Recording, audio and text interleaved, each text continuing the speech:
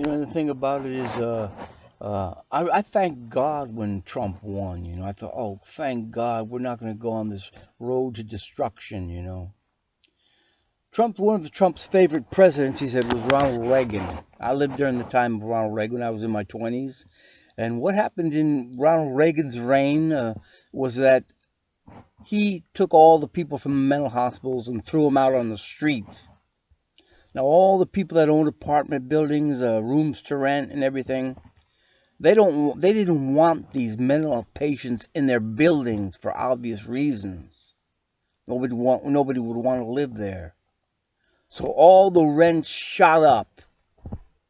At the time, I could work like maybe 3 days a week, working at day labor places, you know, just to keep myself going. You know, I rented out a little room for $15 a week. That was not hard to find, you know. I eventually got a place by the month for $80 a month. You know, remember the old song, trailer for sale or rent, room to rent 50 cents. You didn't have homeless people before Ronald Reagan. You know, maybe one or two in a city or something. I mean, there was hardly nothing compared to what happened after that, because nobody could afford cheap rent.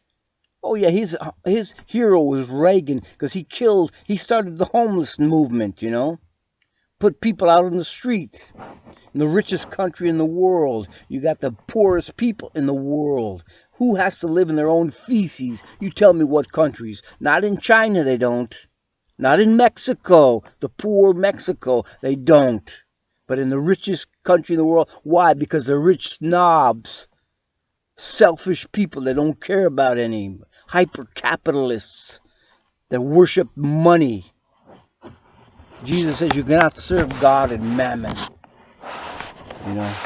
So it's the same bullshit. Excuse my English. But it's the same crap all these politicians are doing. And you're marching towards Armageddon, Trump. You're going to find out.